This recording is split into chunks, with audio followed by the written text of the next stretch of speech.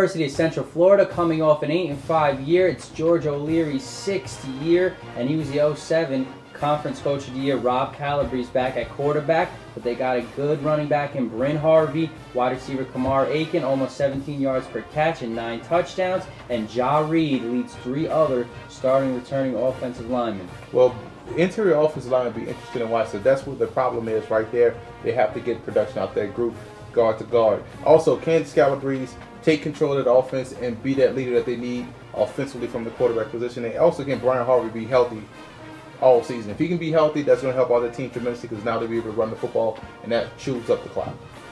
Well, on defense, defensive coordinator Mike Huxtable has done a good job since 2006. A gradual decline in points per game on defense, 2 points per year. Last year it was at 22.5.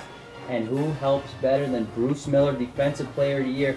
13 sacks, 18 tackles for loss, 131 yards of loss on those tackles.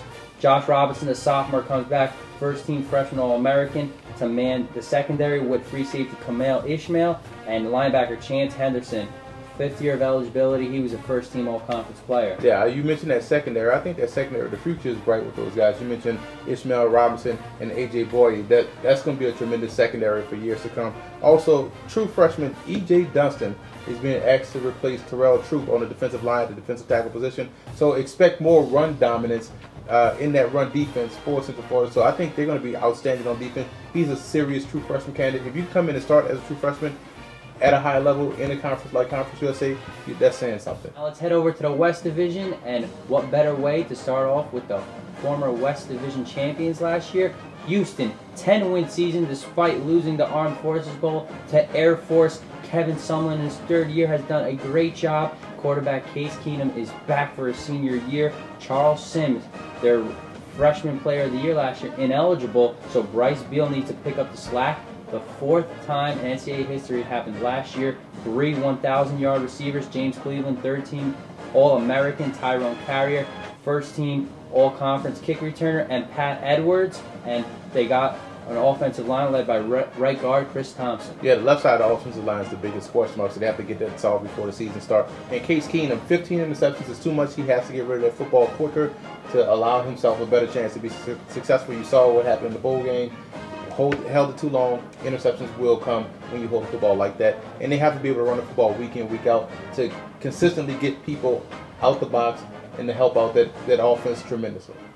And last year the defense was a sieve. They surrendered at least 37 points in 5 of the last 7 games, 111th in total defense. That's why they bring the new 3-4 system with defensive coordinator Brian Stewart, former Dallas defensive coordinator and defensive backs coach. But they bring in a BYU transfer, Motangi Tonga, the defensive lineman. He's really has expectations this year. Linebacker Marcus McGraw, 156 tackles, 1st-team All-Conference. And quarterback Jamal Robinson, 5 interceptions last year, leads the secondary. But they really need to stop the bleeding on defense. Yeah, they have to be more aggressive against the run, 115th against the run. So that's why you bring it in 3-4 to be more aggressive, to get more. It puts more emphasis on those linebackers that you mentioned, Marcus McGraw. So he should have an outstanding year, getting pressure on the quarterback. And that secondary is a solid bunch. So I'm not worried about their secondary if they can stop the run and if they can get pressure on the quarterback. Well, Rice Owls finished 2-10 despite starting 0-9 last year. David Bailiff, their head coach, has a new offensive coordinator, and Dave Beatty, and they're going to do it with a couple transfers. The Alabama transfer at quarterback, Nick Fanuzzi.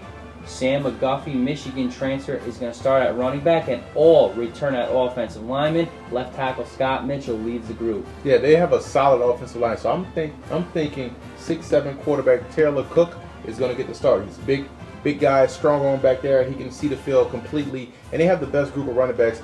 Best position on offense. You have McGuffey, you have Ross, you have Smith. Those guys are talented, and they provide a little. Each one provides something different to the offense, so you have to really prepare for all 3. And the wide receivers suffer from inexperience and a lot of inconsistency. So if they can get that straightened out, then the wide receiver core can grow with quick back there quarterback. Well, the defense returns 9 starters, but they were last in the nation, giving up 43 points per game last year. Every opponent scored at least 20 points. Defensive end Scott Solomon is back with the other defensive end, Cheda Azuwu, both seniors. And their cat linebacker Travis Bradshaw, 121 tackles, He was a third-team All-Conference USA performer, but how do they stop? How do they lower that points per game allowed? Well, the D-line has to play with a little bit more urgency. Play with a sense of urgency. Got to get to the quarterback. We got to stop the run. That's number one. Two, I look at the linebackers are the biggest question mark on that defense. So you want to keep an eye on true freshman Cameron Nwusu, 5'10", 222, a guy that reminds me a lot of Zach Thompson, come in about that thumper in the middle of that defense. So they need him to come in and play right away. And you mentioned Travis Bradshaw, a beast at safety. The cornerbacks are sound, but everything is predicated on that front four. Well, the Mustangs of Southern Methodist University got to that 8-win mark last year. They ended hot and they throttled Nevada as big underdogs, 45-10 in the Hawaii Bowl. June Jones' third year, and you know what he has done to Hawaii to turn it around. It's about time. Kyle Padron, their quarterback, really came on last year, 5-1 record. Darryl Fields, a freshman, and Zach Line, two young running backs who are going to be the depth right there. Wide receiver Aldrick Robinson will step in for a couple of other wide receivers. He'll be the go-to guy. And left tackle Kelvin Beacham brings, along with three other starters, we're going to man that offensive line, which could be key. Yeah, there's a solid veteran offensive line led to me by senior Bryce Tennyson, so you want to keep an eye on that. And they're going to help protect that true freshman running back you mentioned in Darryl Fields. So that's something that's impressive to watch. He's going to come in 6'2", 195, a guy that's going to come in and provide a lot of speed out that backfield. And Kyle Padron's maturation is going to be interesting to watch throughout the season. Can he continue to grow and blossom into that position?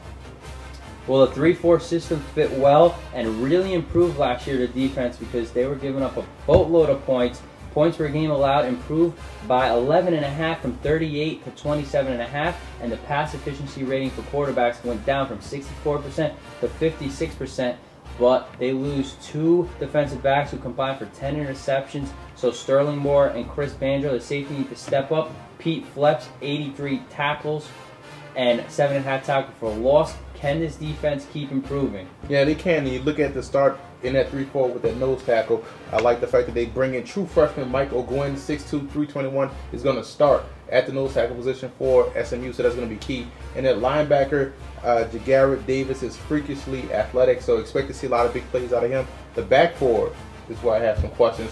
They have some holes back there that they have to solve before the season. The Tulane Green Wave ended his season 3-9 under Bob Toledo in his third year. He's now entering his fourth year, 115th in scoring offense at 16 points per game. Ryan Griffin will battle Kevin Moore for the starting quarterback job. Albert Williams, a running back, and center Andrew Neerman, along with three others, comes back on offense, so that's something to look forward to on offense. Well, can Griffin and the wide receivers make teams respect the passing game? Because teams do not respect Tulane's passing offense. Can they get that to a respectable level where teams can respect the pass as well as the run? And you know, Bob Toledo has this, running back up his sleeve. You mentioned Albert Williams, 5'8", 197, blazing speed. So expect to see a lot of production out of him. And left tackle Pete Henderson, dynamite playmaker, will be playing on Sundays in the future.